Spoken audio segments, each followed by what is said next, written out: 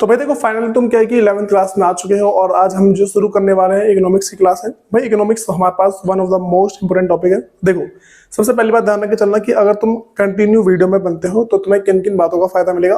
देखो भाई नॉर्मली और जो यूट्यूब पे जितने वीडियो हैं उन सब में तुम्हें नॉर्मली थ्योरी पढ़ा पढ़ा के निकाला जाता है, लेकिन मैं तुम्हें भाई बहुत सारे जो इकोनॉमिक के जो कंसेप्ट हैं वो सारे के सारे बताऊंगा और उसमें तुम्हारा फायदा ये होगा कि तुम जो भी पढ़ोगे वो तुम अपनी जो जर्नल लाइफ है, जो नॉर्मल लाइफ है, उसमें अप्लाई भी कर पाओगे। तुम्हें एक्चुअल में समझ में आया इकोनॉमी होती क्या है। ठीक है, जो तुम इकोनॉमिक्स में जो पढ़ रहे हो वो होता क्या है। ठीक,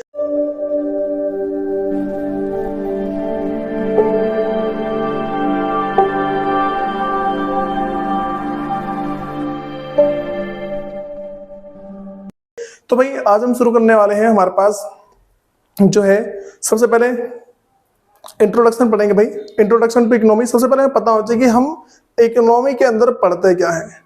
ठीक है, तो नॉर्मली हमें पहले देखो मैं ये बता रहा कि before going to learn anything we will learn some important terms. ठीक है भाई, विच इज मोस्ट इंपॉर्टेंट। भाई जो हमारे पास क्या बहुत ही ज्यादा इंपॉर्टेंट है, इसको सीखना बहुत ज्यादा जरूरी है। अगर तुम इसको नहीं सीखते हो तुम्हें काफी ज्यादा आगे दिक्कत आ सकती है। ठीक है, तो पहले बात करते हैं कि व्हाट इकोनॉमी इज अबाउट। भाई हम इकोनॉमी के अंदर पढ़ते क्या है। ठीक है, जो मेरे पास इकोनॉमिक है उसके अंदर हम पढ़ते क्या है, नॉर्मली इकोनॉमी होती किस के बारे में है। तो इकोनॉमिक्स अगर मैं नॉर्मली बोल दूं, भाई हमारे पास एक ऐसा नॉलेज है। ठीक है, इकोनॉमी के पास क्या है कि एक ऐसा ब्रांच ऑफ नॉलेज है, एक ऐसा ज्ञान का भंडार है। ठीक, जिसमें नॉर्मली बोला जाए भाई कि हम इंसान की वो सारी की सारी एक्टिविटी को देखते हैं जिससे उसकी पूरी लाइफ चलती है, जिससे हमारा पूरा पूरा देश चलता है। ठीक है, अब देखो भाई, तो मेरे पास वही कि economic is that branch of knowledge. भाई ऐसे मेरे पास ब्रांच ऑफ नॉलेज है इन विच, जिसमें those activities of human being, भाई जो ह्यूमन बींग है आर स्टडी। ठीक है, मेरे पास क्या है कि जो भी इंसान की जितनी एक्टिविटी है वो सारी की सारी स्टडी की जाती है, उसके बारे में पढ़ा जाता है कि भाई इंसान कैसा बिहेवियर करता है। ठीक, जैसे मान लो मैं तुम्हें छोटा सा एग्जांपल देता हूँ उसका। अगर मान लो तुम्हारे पास पैसा आ जाता है तो तुम क्या करते हो। मैं तुमसे चलो ऐसा बताता हूँ कि मान लो तुम अपने घर में नॉर्मली पहले रहते थे, ठीक है, और तुम डेली का 1 लीटर दूध लेते थे। ठीक, तुम्हारे पास जैसे ही पैसा आया तुम क्या करोगे। मान लो तुम्हारे पास ना तुम्हारी सैलरी डबल हो गई, तुम ऑब्वियसली जो दूध है उसका क्या बढ़ाओगे। ठीक, अपने खर्चे थोड़े बहुत तो बढ़ाओगे, जो भी तुम्हारे शौक वगैरह होंगे सारे सारे पूरे जरूर करोगे। तो ऐसा सबके साथ होता है, यही चीज हम इकोनॉमिक्स के अंदर पढ़ते हैं। ठीक है, तो भाई देखो नॉर्मली अगर मैं इसके और आगे बताऊं हमारे पास क्या होता है, तो भाई इसमें दोबारा बता रहा हूं कि economics is that branch of knowledge in which those activity of human being are study which they undertake का मतलब भाई जो करते हैं टू एक्वायर। भाई क्यों करते हैं, कुछ प्राप्त करने के लिए। एक्वायर का मतलब क्या होता है, प्राप्त। और क्या चीज भाई, इसके रिसोर्सेस। भाई इसके बारे में आगे मैं डिटेल में बता रखा है। ठीक है, पहले समझो मेरे पास इसके रिसोर्सेस क्या होते हैं। देखो ऐसे रिसोर्सेस जो कि भाई हमारे पास लिमिटेड है, हमारी पूरी पृथ्वी पे ही लिमिटेड है वो। ठीक, जैसे सबसे तो मैं पहला बोल दूं कि हमारे पृथ्वी पे जो लैंड है वो क्या लिमिटेड है, धरती जो है हमारे पास क्या लिमिटेड है। तुम नॉर्मली कॉमन सेंस लगाओ कि भाई दिन पे दिन ये जो जमीन की कीमत है बढ़ती क्यों जा रही है। हम कहीं भी अगर कोई सा लैंड का जो पीस है, अगर किसी जमीन का टुकड़ा खरीदने जाते हैं उसकी कीमत ज्यादा हाई क्यों होती जा रही है। This is because of high demand. भाई जो जमीन है मेरे पास लिमिटेड है, ठीक, जो धरती है वो तो हमारे पास सीमित है ना भाई, कुछ ही जितना है वो तो नहीं है, कभी बढ़ता नहीं है वो। ठीक, अब उसका जो मान लो उसकी डिमांड अगर बार बार बढ़ती जाएगी, लोग उसको खरीदने की सोचते रहेंगे तो क्या होगा, महंगी बिकेगी। मैं तुम्हें इसका एक एग्जांपल और देता हूं। सपोज कर लो भाई कि मार्केट में, ठीक, क्या है कि सिर्फ एक जना प्याज बेचता है, जो अनियन है वो सिर्फ एक जना बेचता है और किसी के पास नहीं है, तो वो क्या एकदम बहुत ज्यादा कीमत पे बेचेगा। तुमने अपनी मार्केट में एक सिचुएशन देखी हुई जब प्याज की कीमत क्या है कि 300, 350, 400 रुपए किलो पहुंच गई थी। ऐसा क्यों हुआ था भाई, ऐसा सिर्फ इसलिए होता क्योंकि उसकी डिमांड बहुत ज्यादा थी और प्याज कम थे। ठीक, पूरे मार्केट के अंदर पीछे से प्याज आ नहीं आता, तो लोगों ने क्या कीमत क्या बढ़ा दी थी। ठीक है, जो बेचने वाले थे उन्होंने उसकी कीमत क्या बढ़ाई थी। जैसे मान लो कि पहले 40 रुपए किलो प्याज था, वो एकदम से 400, 350 रुपए किलो हुआ था। इसके पीछे रीजन ये था, मार्केट में प्याज कम था और खरीदने वाले लोग बहुत ज्यादा थे। और तुमने बहुत सारी ऐसी खबर भी सुनी होगी, सपोज कर लो कि भाई नमक के बारे में सुना होगा कि कल से एक नमक की थैली 400 रुपए की, 200 रुपए की हो जाएगी। ऐसा इसलिए भाई नमक के ऊपर कोई ना कोई आंदोलन चल जाता। ठीक है, नमक के ऊपर कोई ना कोई बात पड़ जाती है इसीलिए। ठीक है, अब उसके आगे देखते हैं भाई हमारे पास क्या है। नेक्स्ट हमारे पास है, हाँ भाई, तो मेरे पास क्या है कि एक्वायर, क्या करने के लिए भाई, एक्वायर करने के लिए, acquire scarce resources to satisfy unlimited wants. ठीक है भाई, देखो एक जो इंसान है उसकी जो इच्छा है, उसकी जो चाहत है वो क्या अनलिमिटेड होती है। ठीक, इंसान की इच्छा चाहत अनलिमिटेड कैसे होती है? सपोज करो भाई मैं तुम्हें अगर 1000 रुपए का नोट एज अ फ्री देता हूँ, ठीक, फिर मैं बोलता हूँ भाई और चाहिए, तुम बोलोगे हाँ, और चाहिए, तुम बोलोगे हाँ। इंसान की इच्छा कभी भी पूरी नहीं होती, ठीक है, उसकी वांट क्या, जो उसकी मांग है वो क्या हमेशा अनलिमिटेड रहती है, उसकी जो इच्छा है वो क्या हमेशा अनलिमिटेड असीमित है। ठीक, जैसे सपोज कर लो मैं तुम्हें ये वाली बात बोल दी, पहले मैं पैसा वाली बात बोली, चलो मैं बोलता हूँ कि भाई तुम्हें मैंने एक कार दी, और चाहिए, हाँ भाई एक और कार चाहिए, और चाहिए, और चाहिए। ठीक, तो इससे क्या है, इंसान कभी भी रुकता नहीं है, ये कॉमन सेंस की बात है।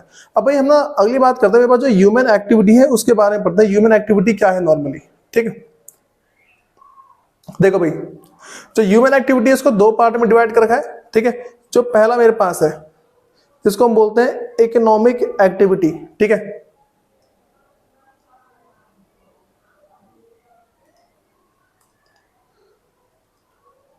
देखो भाई हम पहले की बात करें इसको हम क्या बोलते हैं? हम बोलते हैं economic activity. Economic activity normally क्या होती है? इकोनॉमिक एक्टिविटी मेरे पास एक ऐसी एक्टिविटी हो जाती है जो कि मेरे पास पैसों से रिलेटेड होती है। ठीक है भाई, इकोनॉमिक एक्टिविटी हमेशा हमेशा ये ध्यान रख के चलना है, इकोनॉमिक एक्टिविटी क्या होती है? वो एक्टिविटी जो मेरे पास क्या है, पैसों से रिलेटेड है। तो all those activity which are related to money are called economic activity. ठीक है, तो मैंने क्या बोला भाई कि economic activities are those activity, भाई वो एक्टिविटी होती है which is related to money, जो कि क्या हमारे पास पैसों से रिलेटेड होती है। तो it is an activity which is done for earning money. भाई ये कुछ ऐसी एक्टिविटी, कुछ ऐसे काम होते हैं जो कि पैसा कमाने के किया जाता है। इसका एग्जांपल मान लो प्रोडक्शन। भाई प्रोडक्शन का मतलब क्या होता है? किसी भी कच्चे माल को तैयार माल में बदल देना। ठीक है, उत्पादन करना उसे हम बोलते हैं। अगर बस एम्प्लॉयमेंट, हम कहीं पे भी काम करते हैं तो काम क्यों करते हैं भाई? हम काम इसीलिए कर रहे हैं ताकि हमें पैसा मिले, और कोई तो रीजन है नहीं। ठीक, नेक्स्ट मेरे पास अभी इनपुट की बात करते हैं। ठीक, इनपुट एंड आउटपुट मतलब कि जो हम सामान को खरीद रहे हैं उसको हम बोलते हैं इनपुट। ठीक है, हम उसको बेच रहे हैं, ठीक है, जो बन के निकल रहा है उसको क्या बोलेंगे? आउटपुट। इनपुट आउटपुट का जो प्रोसेस है क्यों कर रहे हैं? जैसे मान लो कि मैं कच्चा माल खरीद के लाया, ठीक है, उससे मैंने कुछ बना दिया, तो जो कच्चा माल खरीद के मैंने यूज किया उसको हम बोलेंगे इनपुट। ठीक, और उसको जो मैंने कुछ नया बनाया उसको हम बोल देंगे आउटपुट। तो हम ये क्यों कर रहे हैं? क्यों भाई, हमें इससे पैसा कमाना है। ठीक है, उसके बाद भाई जो हमारे पास नेक्स्ट है इसका, देखो अगली बात करते हैं मेरे पास क्या भाई, नॉन इकोनॉमिक एक्टिविटी। क्या बोलते हैं भाई इसको? Non economic activity. तो नॉर्मली बोलते हैं नॉन इकोनॉमिक एक्टिविटी क्या होते हैं भाई? इसका जस्ट उल्टा, जो मेरे पास इकोनॉमिक एक्टिविटी है उसका ठीक उल्टा है। इकोनॉमिक एक्टिविटी क्या थी? इकोनॉमिक एक्टिविटी हमारे पास ऐसी एक्टिविटी थी which is related to money. लेकिन अब अगली बात करते हैं कि भाई मेरे पास नॉन इकोनॉमिक एक्टिविटी क्या होती है। तो नॉन इकोनॉमिक एक्टिविटी ऐसी एक्टिविटी हो जाती है जो कि हमारे पास पैसों से संबंधित होती है। ठीक, हम सिंपली बोलेंगे non activity are those activity which is related which is not related to money. ठीक है, तो बस क्या है कि नॉन, मेरे पास क्या भाई यहाँ पर नॉन है। ठीक है, non economic activity are those activity which is not related to money. भाई जो पैसों से संबंधित नहीं होती। अगर इसकी दूसरी बात करते हैं, it is a activity which is done for purpose other than money. ठीक है भाई, पैसों के अलावा किसी और काम के लिए ये एक्टिविटी की जाती है, परफॉर्म की जाती है।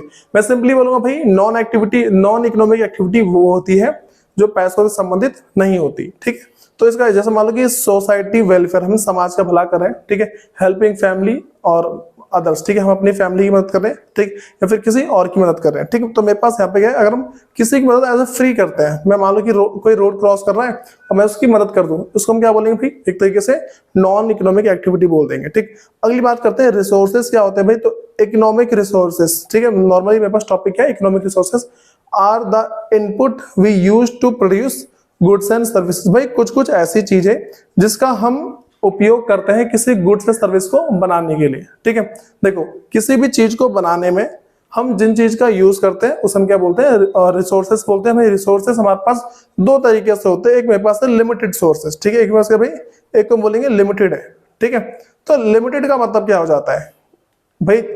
देखो जो लिमिटेड रिसोर्सेज है ऐसे होते हैं भाई जिनकी एक लिमिट है, कुछ समय के बाद वो खत्म हो जाए। जैसे मान चलो कोयला, हमारी जो पृथ्वी है, हमारी पृथ्वी पे कोयला क्या भाई? लिमिटेड है। ठीक, तो वही बात करते हैं, मेरे पास क्या है limited resources are those resources that are limited, तो नॉर्मल सी बात है।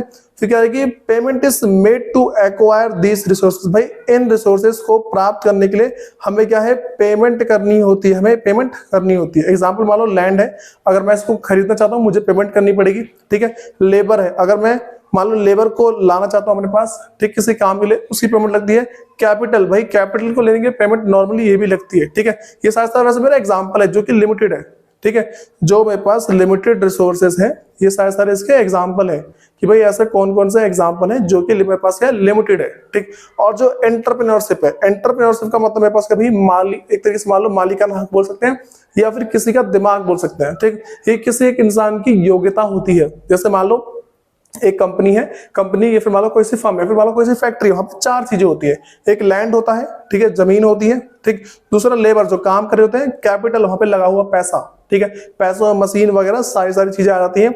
लास्ट में पास अभी एंटरप्रेन्योरशिप है। एंटरप्रेन्योरशिप का मतलब क्या हो जाता है कि वहां पे जिस इंसान का दिमाग काम कर रहा है, ठीक है, जो उससे काम करवा रहा है, उसे हम क्या बोलेंगे, एंटरप्रेन्योरशिप, जो पूरे फर्म को चला रही है, ठीक। अगली बात करते हैं मेरे पास अनलिमिटेड रिसोर्सेज क्या होते हैं। तो भाई देखो, अनलिमिटेड रिसोर्सेज मेरे पास ऐसे होते हैं विच आर अनलिमिटेड, ठीक। और अगली बात करते हैं payment is not made to acquire these resources. अब भाई इनको प्राप्त करने के लिए हमें क्या पेमेंट करने की जरूरत नहीं पड़ती। इसका एग्जांपल मान लो सनलाइट, भाई अनलिमिटेड है। वाटर, भाई वाटर पीने वाले की बात नहीं कर रहे, पीने वाला तो लिमिटेड ही है, लेकिन नॉर्मली पानी वाले मेरे पास क्या अनलिमिटेड है। फिर मेरे पास अगला क्या है, नेचुरल एयर, ठीक है, जो प्राकृतिक हवा है वो मेरे पास क्या भाई अनलिमिटेड है, ठीक। अब कुछ बात करते हैं मेरे पास कि भाई कैरेक्टरिस्टिक्स ऑफ रिसोर्सेस, या जिसको भाई रिसोर्सेस को मीन्स ही बोलते हैं, ठीक। तो जो रिसोर्सेस है उसके कैरेक्टरिस्टिक्स क्या है, उसकी विशेषता क्या है। सबसे पहले भाई स्केर्सिटी बोलते हैं इसको, ठीक है। इसका मतलब है कि ये हमेशा जितनी चाहिए उससे कम होती है, ठीक। ये अनलिमिटेड कभी नहीं होती। जैसे मान लो कि भाई मान लो जो अंबानी जी है, ठीक है। अब अंबानी जी जो है उनके पास पैसा अनलिमिटेड थोड़ी ना है, उनके पास भी एक लिमिट में पैसा है, ठीक है। तो वो चीज भी उन्हें क्या देख के चलनी होती है। अब देखो, जैसे मान लो कि हमें कोई सी चीज खरीदनी है, उसके लिए हमारे पास पैसा कम पड़ सकता है। वैसे सेम तरीके से जो अंबानी जी है, ठीक, उनके पास जो पैसा है, जो देखो भाई जो अंबानी है उनके पास जो पैसा है वो उनके लिए लिमिटेड होगा, अनलिमिटेड नहीं है उनके लिए, ठीक। उनके पास भी क्या लिमिटेड पैसा है। फिर हम क्या बात करते हैं भाई, it refers to the situation. मेरे पास देखो स्कैर्सिटी मतलब क्या है, एक ऐसी सिचुएशन है when what you have is less than what you wish to have. इस देखो इस लाइन, अगर तुम इस लाइन को छोड़ देना भाई लिखने में, तो तुम्हें क्या दिक्कत आ जाएगी, तुम्हारे मार्क्स हटेंगे। इसमें कह रहे कि व्हाट यू हैव, जो तुम्हारे पास है, is less than what you wish to have. जो तुम देखो, जो तुम्हारे पास है ना, जो जितना तुम चाहते हो उससे हमेशा कम होता है, ठीक। मान लो जो तुम्हारे पास पैसा है, ठीक, वो हमेशा क्या होता है, जितना तुम चाहते हो उससे कम ही होता है। क्योंकि तुम्हारे पास जितना, मान लो कि 1 लाख रुपए आ गए, तुम सोचो यार 2 लाख रुपए हो जाए, ठीक। 2 लाख तुम सोचो यार 10 लाख रुपए आ जाए, तो जितना तुम विश करते हो उससे तुम्हारे पास पैसा का हमेशा कम ही होता है, ठीक। अदर वर्ड्स में बोल दे तो स्केर्सिटी इंप्लाइज अ सिचुएशन, एक ऐसी स्थिति है व्हेन सप्लाई ऑफ रिसोर्सेस, भाई रिसोर्सेस की पूर्ति, जो तुम्हारे पास जो पैसा है, ठीक है, या फिर बाजार में जो पैसा है, तो when supply of resources is less then, वो क्या कम है, द डिमांड फॉर रिसोर्सेज, भाई जितनी मांग है उससे हमेशा कम ही होता है, ठीक। ये वाली बात हमें एक्सेप्ट करनी पड़ेगी। दुनिया में जिन भी चीजों के लिए लोग लड़ते हैं, भाई वो चीज हमेशा लिमिटेड ही होती है। कोई भी जो धूप है उसके लिए नहीं लड़ता, ठीक। भाई सबको धूप मिल जाती है, वो रोड पे खड़ा था उसको धूप मिल जाएगी, ठीक। वो क्या अनलिमिटेड है। लेकिन मेरे पास क्या है कि लिमिटेड रिसोर्सेज भी होते हैं, वो हमेशा कम ही होते हैं, ठीक। जितना तुम चाहते हो उससे हमेशा कम निकलेंगे। फिर अगली बात करते हैं भाई, जो मेरे पास रिसोर्सेस है ना, ठीक है। अच्छा, हम ना यहाँ पे जो रिसोर्स है, हम यहाँ पे लिमिटेड वाले की बात कर रहे हैं, ठीक है। हम इकोनॉमी में लिमिटेड रिसोर्सेस के बारे में पढ़ते हैं, अनलिमिटेड के बारे में नहीं पढ़ते। तो हमारे पास क्या यहाँ पे अल्टरनेटिव यूज है। अल्टरनेटिव यूज का मतलब क्या है, हमारे पृथ्वी पे जितने भी रिसोर्सेस है वो सब, उन सबके यूज का पे अल्टरनेटिव है। अल्टरनेटिव का मतलब है, मान लो तुम्हारे पास एक जमीन का टुकड़ा है, ठीक है, तुम सोचोगे मैं इस पे क्या करूं, तुम पहले सोचोगे मैं इस पे गेहूं की खेती कर लूं, चावल की खेती कर लूं, यहाँ पे नई फैक्ट्री खोल दूं, ठीक है, या किसी को रेंट पे दे दूं। तो एक ही चीज है, उसके बहुत सारे यूज हैं, ठीक है। तो वही कह रहे हैं कि resources have alternative uses. For example, a single piece of land can be used for production of wheat और राइस और कंस्ट्रक्शन, ठीक है। मेरे पास क्या भाई इन सब चीज के लिए यूज हो सकता है। अगली बात करते हैं भाई चॉइस क्या होता है। तो choice refers to the process, एक ऐसा प्रोसेस है of selection from available limited alternative. देखो ये जो हमने जो अल्टरनेटिव पढ़ा ना अभी यहाँ पे, मतलब कि अल्टरनेटिव जो यूजेस है, इसमें से हमारे पास क्या है कि हमें किस को चूज करना है, उसी को हम बोलते हैं चॉइस। मान लो कि मेरे को गेहूं का उत्पादन करना है, उसमें जो व्हीट है उसका प्रोडक्शन करना है, राइस का, या फिर मुझे वहां पे कोई सा भी कंस्ट्रक्शन का काम करना है, ठीक है, उसे क्या बोलते हैं, चॉइस बोलते हैं। तीनों में से किसी एक चीज को चूज कर लेना, हम क्या बोलेंगे, चॉइस। अब भाई मेरे पास इसमें क्या होता है, it emerges because resources are scarce. भाई देखो हमें इसको चूज क्यों करना पड़ा, हमें चॉइस की जरूरत क्यों पड़ी, क्योंकि मेरे पास जो रिसोर्सेज है वो क्या है, स्केयर है, ठीक है, बहुत ही कम है, और resources can be allocated to alternative uses. और भाई इसके बहुत सारे यूजेस हैं, इसीलिए हमें इसको चूज करना पड़ा, ठीक। ऐसा कभी नहीं सकता मैं एक ही खेत पे सब में चावल उगा दूं, पूरे में फिर जाके गेहूं उगा दूं, ठीक, ऐसा नहीं हो सकता, मैं कंस्ट्रक्शन भी कर दूं, ऐसा नहीं है। हमें तीनों चीज में से एक चीज चूज करनी होती है। मेरे पास नेक्स्ट है भाई कि अब अगली बात करते हैं, व्हाट इज इकोनॉमी। ठीक है, मैंने तुम्हें इकोनॉमिक्स के बारे में बता दिया, जो इकोनॉमिक्स है, ठीक है, इकोनॉमिक्स के बारे में मैं तो बता दिया। हम अगली बात करते हैं मेरे पास क्या इकोनॉमी क्या है, ठीक है। अब सुनो भाई, नॉर्मली अगर हम बोल रहे हैं, मैं तुम्हें बताया था पहले कि इकोनॉमी क्या होती है। इकोनॉमिक का मतलब मेरे पास एक ऐसा ब्रांच है, देखो भाई मैं तुमसे क्या बोलता, इकोनॉमिक का मतलब क्या होता है, मेरे पास एक ऐसे ब्रांच ऑफ नॉलेज है जिसमें लोग की जितनी भी एक्टिविटी है उन सबको देखा जाता है कि लोग क्या कर रहे हैं, ठीक है, और उनकी जितनी भी एक्टिविटी है वो सारी किस तरीके से काम में आ रही है, ठीक है। अब देखो भाई हमारे पास क्या है यहाँ पे, अगर बात करें व्हाट इज इकोनॉमी, तो इकोनॉमी इज अ सिस्टम, मेरे पास सिस्टम है by which people of an area, किसी भी एक जगह के जो लोग हैं, people of an area earn their living, ठीक है भाई, मतलब कि जो जिंदा रहेंगे, जो भी पैसा कमाते हैं ना, उन सबको वो कमाते हैं साइंस, ठीक है। फिर मेरे पास अब जो नेक्स्ट है वहां पे कह रहा है कि देखो इसके बारे में एग्जांपल है, ये एग्जांपल है, जैसे मान लो कि यहाँ पे people perform different economic activity, जो लोग हैं अलग अलग एक्टिविटी करते हैं टू अर्न देयर लिविंग। जैसे मान लो कि जो टीचर है गो टू स्कूल, टीचर जो है स्कूल जाता पढ़ाने के लिए, ठीक। वैसे कि मैं दूसरी बात कर दूं, हाँ भाई, तो मेरे जो डॉक्टर है, doctor go to hospital, doctor hospital जाता है पैसा कमाने के लिए, ठीक।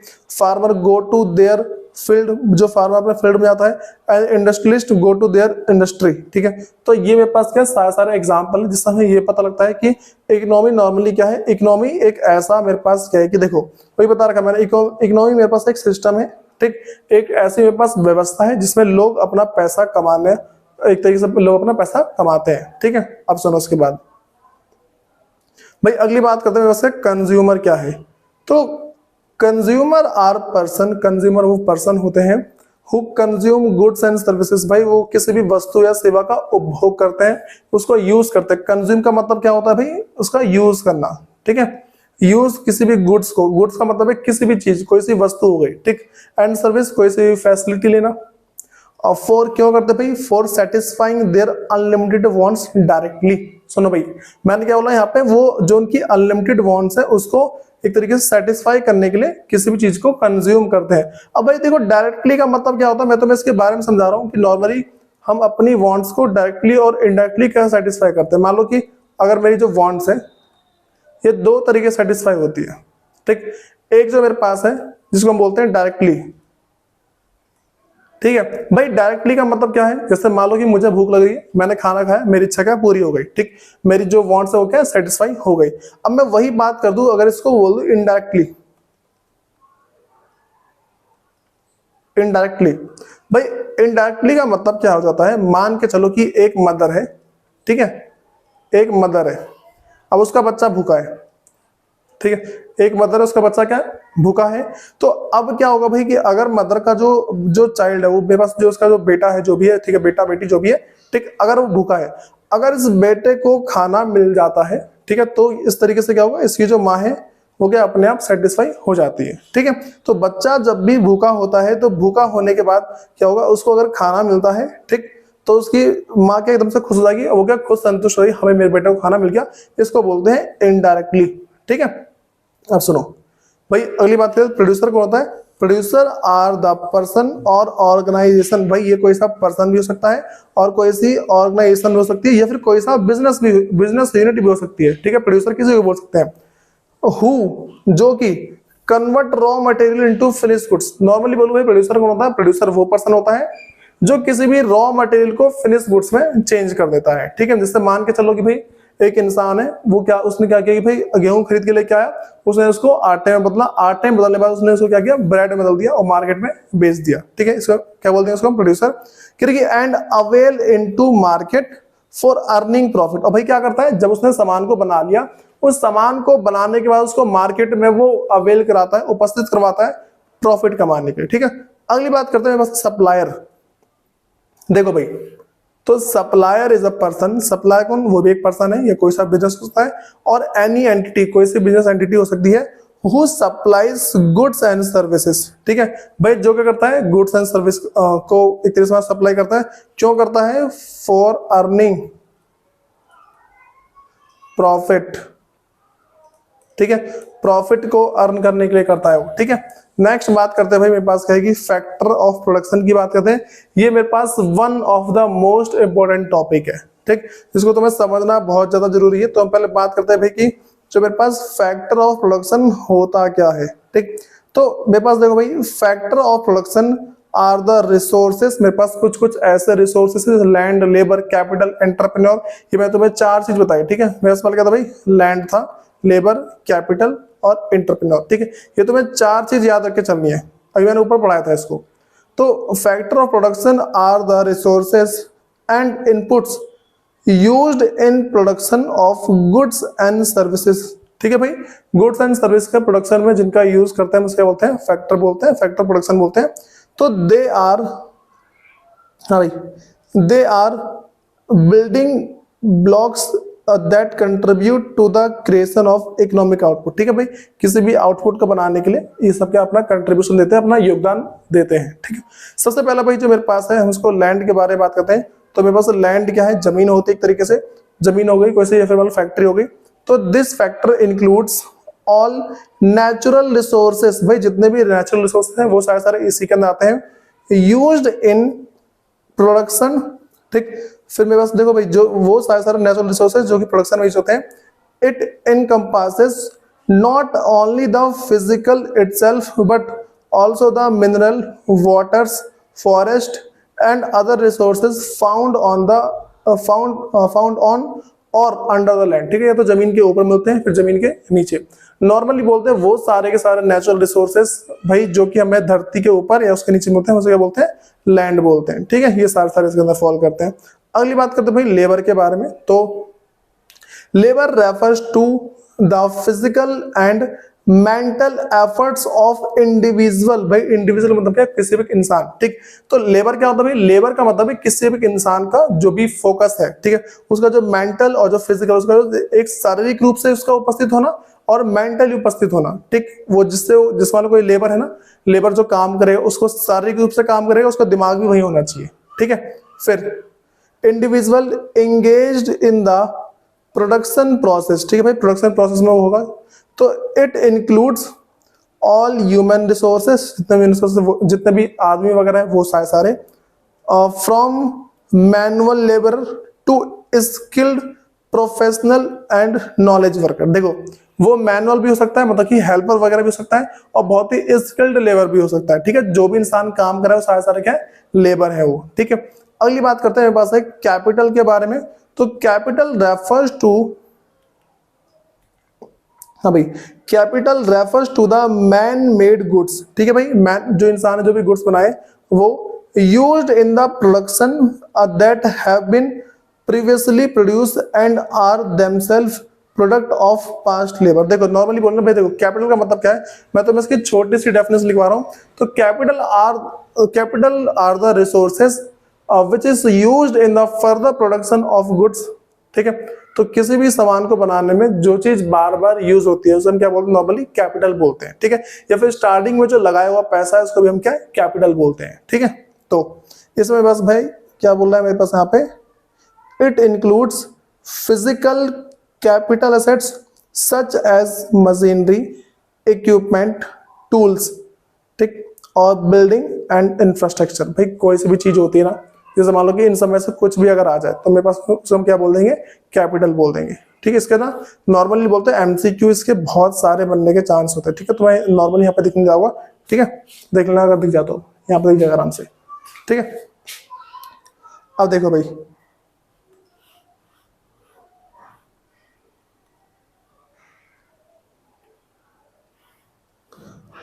देखो इसके हम आगे बात करते हैं। अब नेक्स्ट मेरे पास इसको बोलते हैं एंटरप्रेन्योर। तो भाई मेरे पास नेक्स्ट क्या है, इसको बोलते हैं entrepreneurship involve the organisation coordination. ठीक है, ऑर्गेनाइज, देखो नॉर्मली बोले एंटरप्रेन्योरशिप का मतलब क्या हो जाता है, एंटरप्रेन्योरशिप का सिंपल एक ही मतलब निकल के आता है, एक इंडिविजुअल जो इंसान है उसका दिमाग, ठीक है, जिस तरीके से वो पूरी फर्म को चला रहा होता है ना, उसे हम क्या बोलते हैं एंटरप्रेन्योरशिप। उसमें क्या होता है, सबसे पहले भाई वो क्या करता है, ऑर्गेनाइज करता है, मतलब जो भी काम चलना है कैसे कैसे चलना है। देखो एक ही इंसान होता है, ठीक है, मान लो मेरे पास मेरा बिजनेस है, ठीक है, अब इसका ना एक क्या है कि सीईओ होगा, जो सीईओ है बिजनेस का, ठीक है, वो होगा, और ये जो सी है वो सारे के सारे काम करेगा। पहले इसमें ऑर्गेनाइजेशन करेगा, ठीक है, उसके बाद क्या करेगा, कोऑर्डिनेशन, जितने भी लोग काम कर रहे हैं उन सब बीच में तालमेल बैठाएगा। भाई तू जब ये काम कर लेगा तो उसको बता दियो, वो काम करेगा, फिर जब तू ये कर लेगा तो उसको बता दियो, ठीक है, इस तरीके से होता है। फिर and management of the other factor, और जितने भी फैक्टर ऑफ प्रोडक्शन है उन सबको मैनेज करता है, किसी भी चीज को ज्यादा खर्च नहीं होने देता, ठीक, और जहां जहां पे सामान लगना चाहिए वहां पे लगने देता है उसको।